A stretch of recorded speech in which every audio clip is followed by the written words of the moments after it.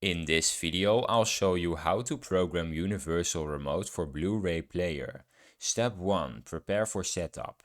Ensure your Blu Ray player is on and the Universal Remote has new batteries. Find the list of Blu Ray player codes in your remote's manual. Some remotes have a dedicated disc or AUX button for this purpose. Step 2. Manual code entry.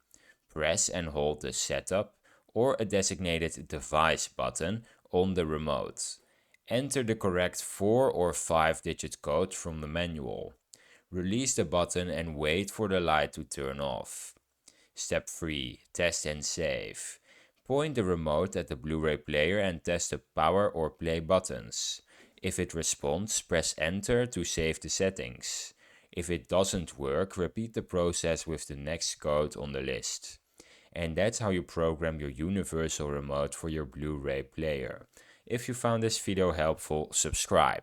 If you have any questions, leave them in the comments. Bye!